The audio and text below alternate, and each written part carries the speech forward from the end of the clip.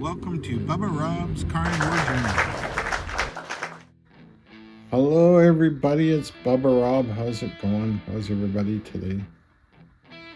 You know, I was kind of in deep thought again today, so I'm not really going to have a rant here like usual.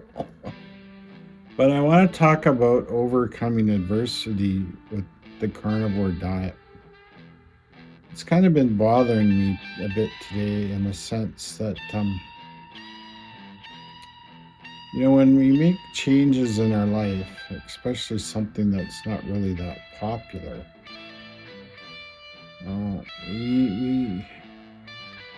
we go through things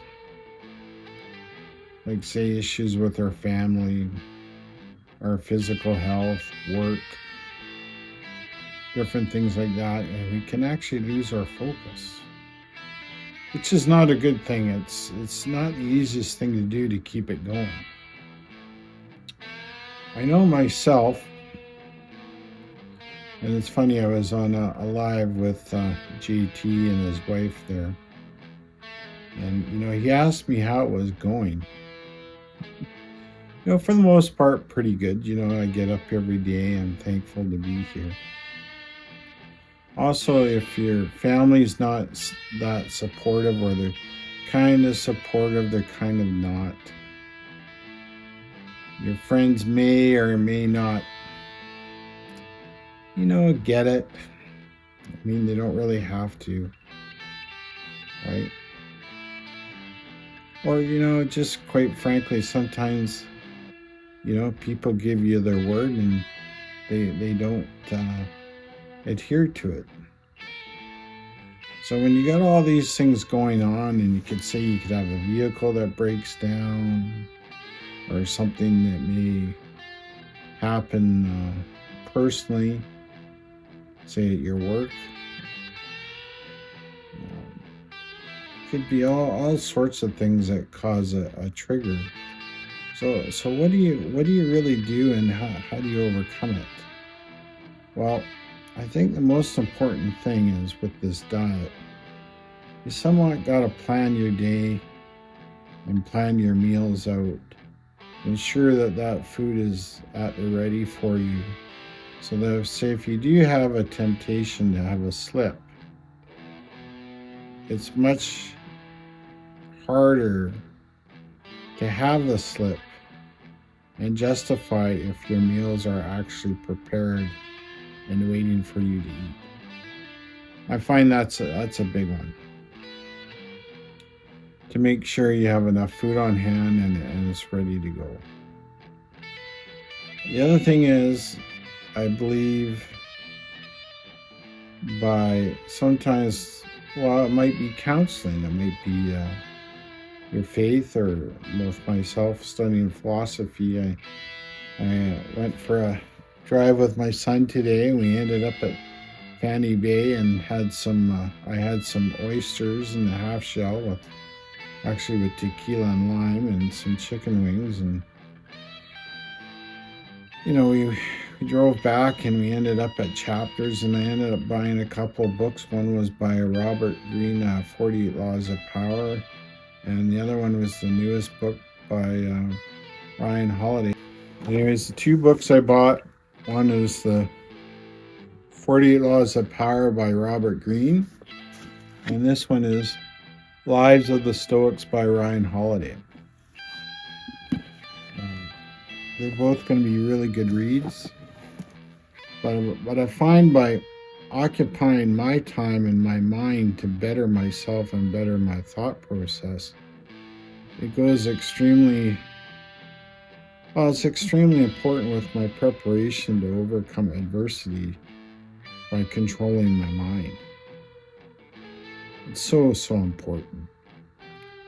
I think the other thing too is proper physical exercise to get yourself moving, to get endorphins going, to ensure that you're having a positive day, right?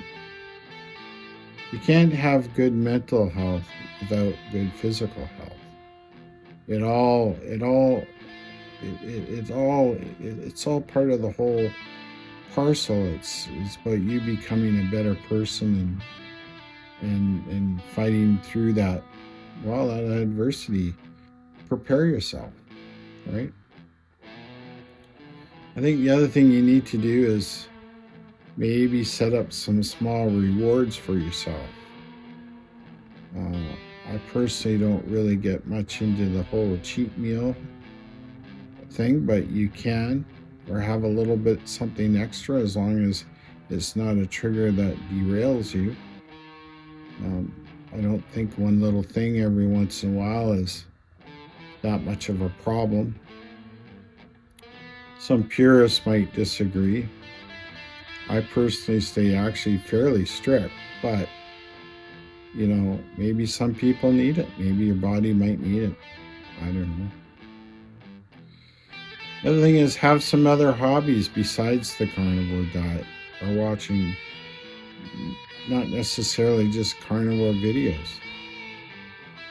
I'm very lucky that when I'm going back to the gym again, and I am playing the guitar and reading, and I'm very lucky to have my son who's very supportive, and I get to spend time with him on this journey, which really helps out a lot. But I also watch a lot of other videos on YouTube other than carnivore, especially to do with weight training. There's some gurus out there that are top bodybuilding gurus, like Chris Aceto, Hani Rambot, Mila Sarcev.